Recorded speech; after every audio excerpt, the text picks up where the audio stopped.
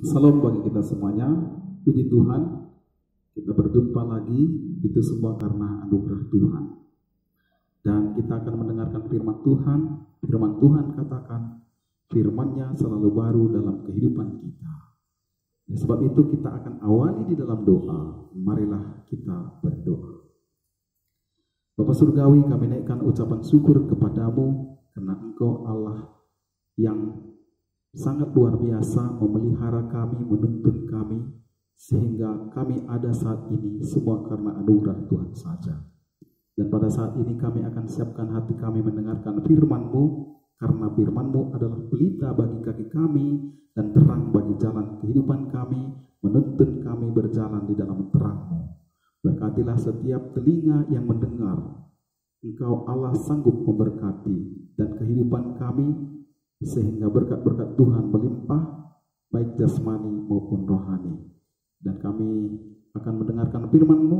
Di dalam nama Yesus kami berdoa dan mengucap syukur. Haleluya, haleluya, amin. Amin, puji Tuhan. Sekali lagi salam. Apa kabar saudara? Saya percaya semua kita memiliki kabar yang sukacita, kabar baik, kabar yang diberkati untuk memberkati.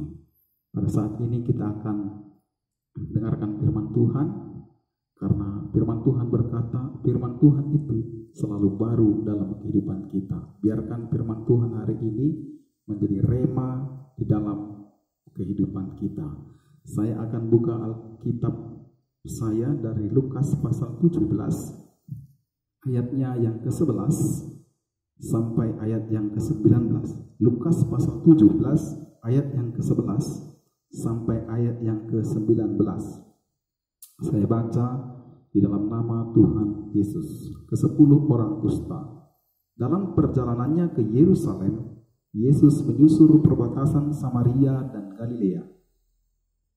Ketika ia memasuki suatu desa, datanglah 10 orang kusta menemui dia.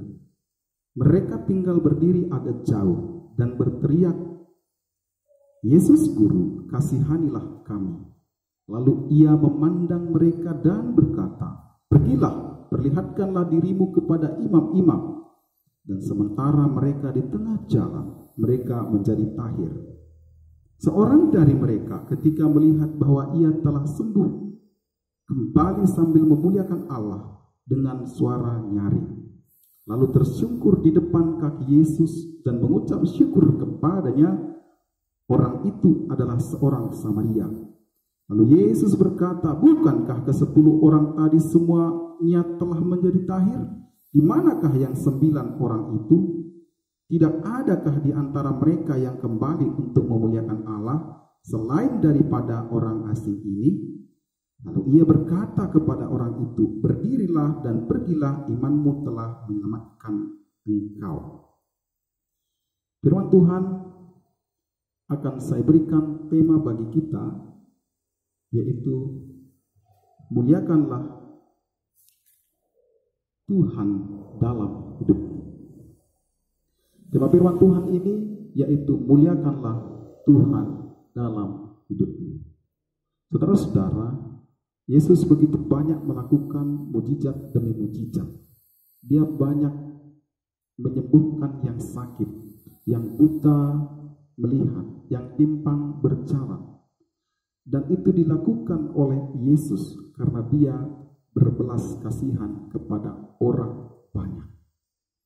Ketika mujizat-mujizat itu terjadi, maka tersiarlah kabar ada sang juru selamat yang mampu melakukan perkara yang ajaib yang tidak bisa dilakukan oleh manusia biasa. Dan orang pun penasaran dan ingin bertemu dengan Yesus secara face to face. Dan kalau kita lihat dalam kisah Lukas pasal 17 ini, bagaimana Yesus ingin memulai perjalanannya menuju ke Yerusalem, tetapi kemudian ia melewati perbatasan antara Samaria dan Galilea. Dan ketika dia masuk ke sebuah desa, suatu desa, maka dia bertemu dengan 10 orang sakit kusta. Saudara-saudara, kita perhatikan sakit kusta, penderita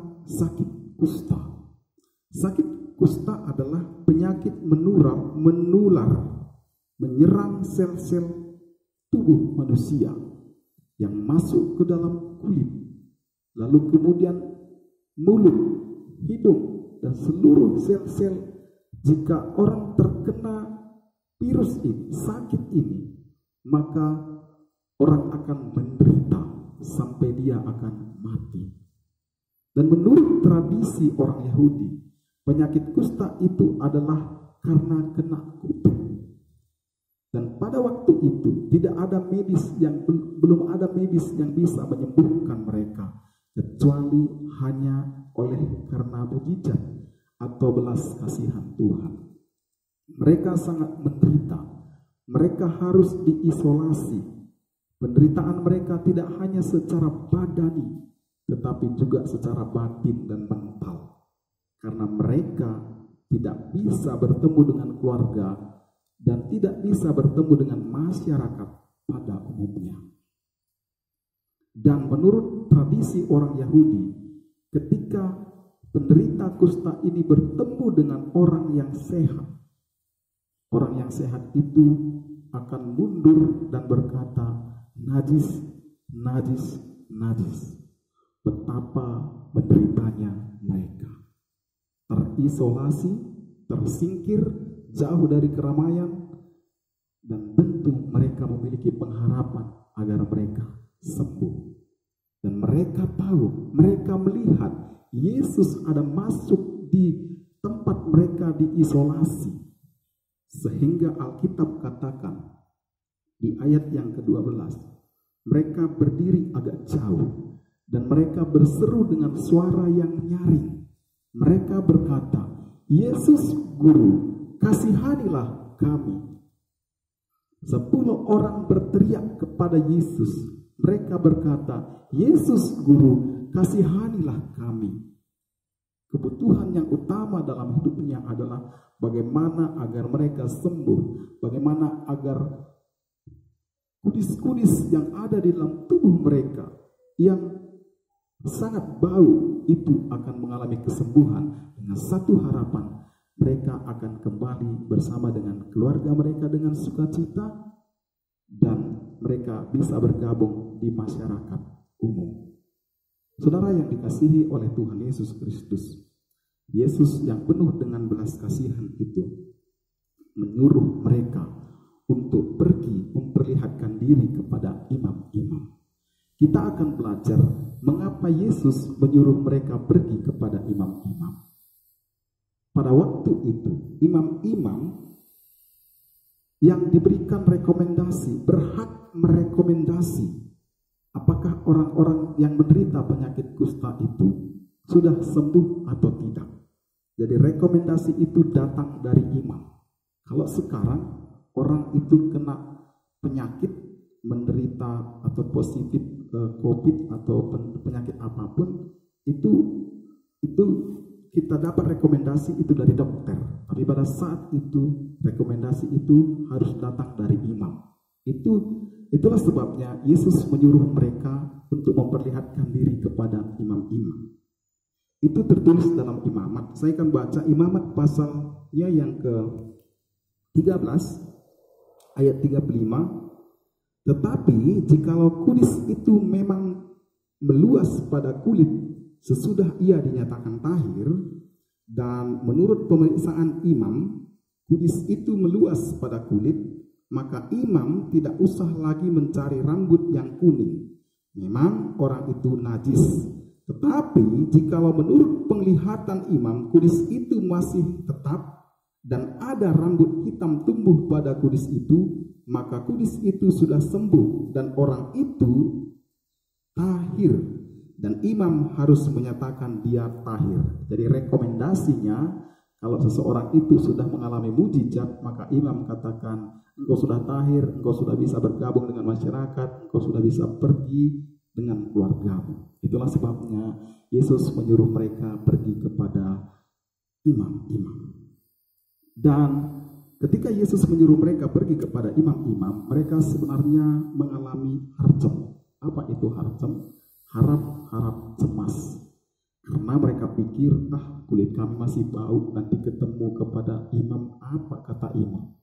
Tetapi karena mereka berpengharapan akan mengalami kesembuhan, oleh karena Yesus yang menyuruh mereka dengan semangat pergi.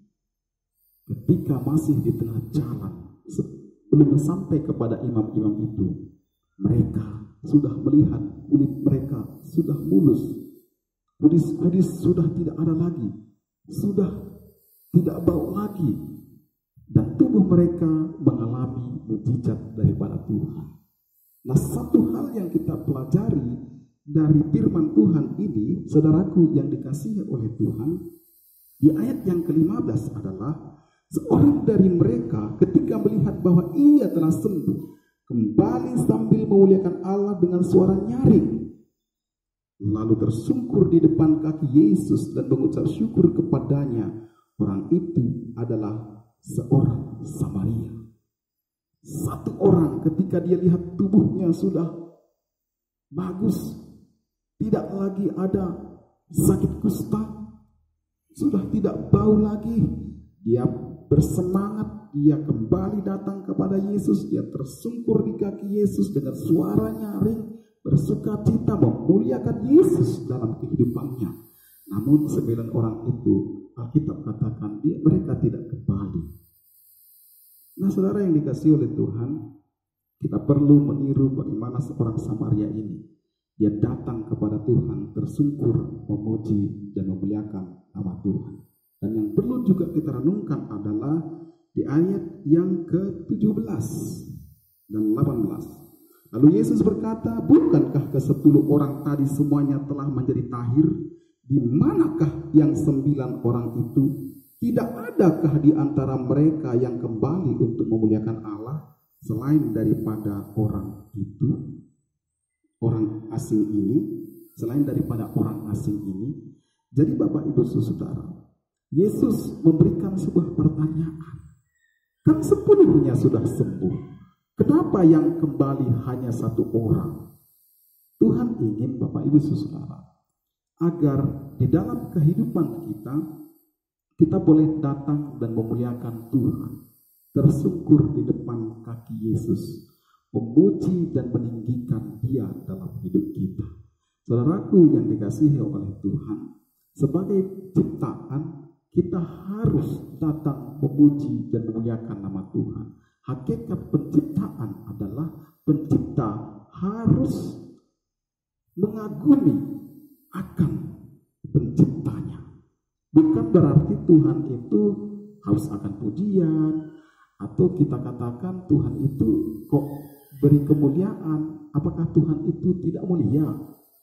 Saudara sembah atau saudara puji Dia, tidak pun saudara sembah Dia sangat mulia, agung dan suci. Tapi sebenarnya hakikat penciptaan adalah kita harus memuji dan menyembah Dia. Saudaraku yang dikasihi oleh Tuhan, kenapa? Karena semakin kita memuji Tuhan, kita akan semakin kagum akan karyanya, kita semakin kagum akan kuasanya, dan kita akan semakin dekat dengan Dia. Seluruh elemen-elemen yang ada dalam dunia ini, baik dalam dunia, di bawah bumi, di atas bumi, di surga, selayaknya harus memuji dan menyembah Tuhan. Rumput itu bergoyang, dia memuji Tuhan. Ya, Bapak Ibu Saudara, burung itu berkicau, dia memuji Tuhan. Dan Tuhan ingin agar saya dan saudara kita berikan hidup kita untuk memuji dan menyembah Dia. Baik itu pujian penyembahan secara intim. Kalau Yohanes 4 ayat 24 itu berkata, menyembah Allah dalam roh dan kebenaran. Kita dipimpin oleh roh, mengalami hubungan yang intim dengan Tuhan, semakin mengagumi Tuhan, semakin dekat dengan Tuhan. Tetapi saudara, ketika saya membaca sebuah buku yang berjudul Purpose Driven Life, artinya kehidupan yang digerakkan oleh tujuan. Di sana dikatakan ada satu definisi penyembahan. Dia katakan penyembahan adalah suatu tindakan yang menyenangkan hati Tuhan. Artinya kita menyembah Tuhan di gereja sebagai praise and worship, sebagai pemimpin pujian, atau kita bernyanyi, ambil mic kita, gitar, menyembah Tuhan, itu it's okay, itu sangat bagus. Tetapi kalau kita melihat arti dari suatu tindakan yang menyenangkan hati Tuhan, artinya dimanapun kita berada, tidak harus di gereja, Bapak Ibu Saudara, kita bisa memuliakan nama Tuhan di mana saja, kapan saja, bersama siapa saja. Karena di saat kita, contohnya orang kantoran di kantor mengerjakan pekerjaannya dengan baik, bosnya senang, dia juga sudah melakukan sebuah tindakan yang menyenangkan hati Tuhan.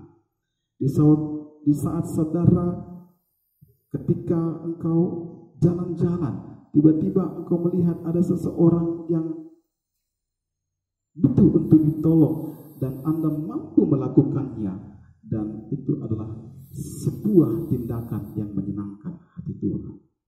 Mazmur 150, saudara, dikatakan, pujilah Allah di tempat kudusnya. Jadi dikatakan juga, pujilah Dia karena segala keperkasaannya. Lalu dikatakan seluruh elemen-elemen alat-alat musik juga dikatakan, pujilah Dia dengan sangkakala, gambus, rebana, kecapi. Kalau kita masuk kepada alat-alat musik zaman now itu ada keyboard, ada saksofon, Bapak Ibu Saudara, banyak lagi alat-alat musik. Tuhan berkata dalam firman-Nya, pujilah Dia, Bapak Ibu Saudara, dengan tari-tarian, gambus, rebana, dan kecapi. Tetapi yang terakhir Tuhan katakan, pujilah, biarlah segala yang bernapas memuji Tuhan. Saudara boleh renungkan di dalam Lukas 17 ayat 17 dan 18 tadi. Bukankah 10 orang tadi sembuh? Mengapa hanya 1 orang yang datang memuliakan Tuhan? Itu artinya betapa penting kita sebagai ciptaannya menyembah Tuhan.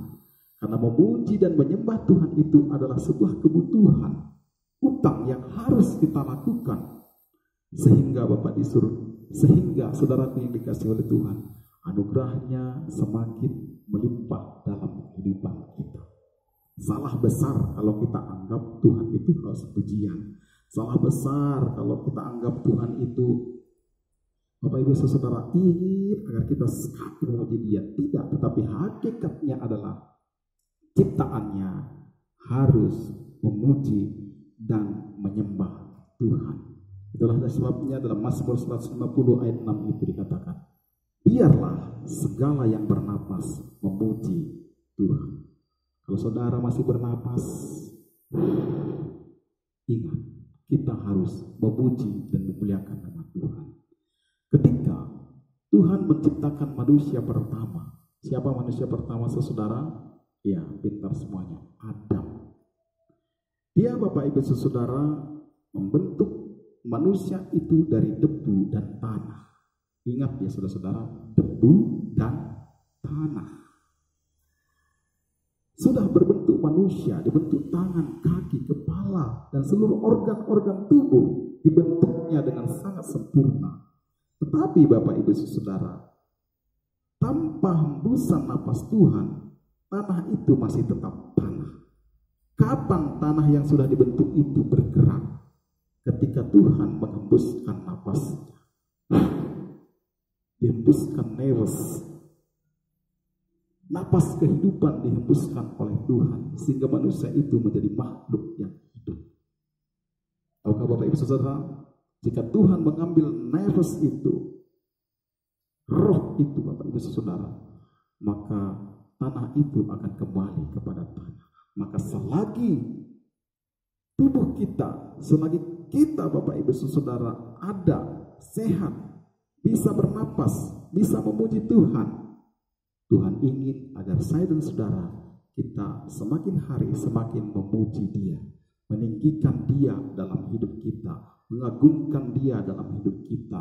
Tidak hanya diri kita, kita bawa keluarga kita bawa komunitas kita untuk senantiasa rindu memuji dan memuliakan nama Tuhan di dalam kehidupan kita. Oleh sebab itu Bapak Ibu Saudara yang dikasihi oleh Tuhan, pertanyaan Yesus itu sangat penting. Dia berkata, bukankah 10 orang itu sudah sembuh, mengapa hanya 1 orang yang datang kembali memuliakan Allah? Artinya betapa penting memuliakan Tuhan.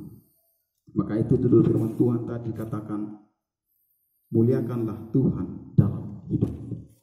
Saudara-saudara, 10 orang tadi mengalami mujizat, tapi hanya 1 mengalami mujizat terbesar. Tuhan tadi katakan, berdirilah, imanmu telah menyelamatkan engkau. Yesus berkata kepada orang Samaria itu, berdirilah dan pergilah, imanmu telah menyelamatkan engkau. Imannya membuat dia sehat jasmani, mengalami keselamatan jasmani. Tapi saya terlalu percaya, dia juga mengalami keselamatan hidup yang kekal. Dan Bapak Ibu Saudara yang dikasihi oleh Tuhan, itu juga Tuhan sediakan bagi saya dan saudara. Maka itu biarlah segala yang bernapas memuji Tuhan. Mari kita muliakan Tuhan di dalam kehidupan kita. Puji Tuhan, biarlah Tuhan ditinggikan dalam hidup kita. Amin. Mari kita berdoa. Kemuliaan kami naikkan kepada Tuhan. Maha besar dan maha mulia Engkau Tuhan. Kami telah mendengarkan firman, bagaimana Engkau ingin agar kami yang masih bernapas, kami anak-anak-Mu, datang memuji dan memuliakan Engkau dalam kehidupan kami. Terima kasih Bapa, mampukan kami untuk melakukan firman-Mu, sehingga nama-Mu dipermuliakan lewat kehidupan kami. Diberkatilah saudara-saudara kami, pendengar suara pertobatan dimanapun berada. Diberkatilah juga tim-tim suara pertobatan dimanapun berada. Kami juga teringat Tuhan buat bangsa negara kami. Kami berdoa supaya Tuhan memberkati bangsa ini, dari Sabang sampai Merauke, dari Aceh sampai Papua, dari Nias hingga Rote. Biarlah bangsa ini menjadi bangsa yang memuliakan nama Tuhan di dalam kehidupan berbangsa dan bernegara ini. Lawatan-Mu terjadi atas Indonesia. Terima kasih Bapa di surga, segala puji, hormat, kemuliaan kami naikkan hanya kepadamu, karena Engkau yang layak dipuji dan disembah. Dalam nama Yesus kami berdoa dan mengucap syukur. Haleluya, haleluya, amin, amin. Salam buat kita semuanya, dan Tuhan Yesus memberkati kita.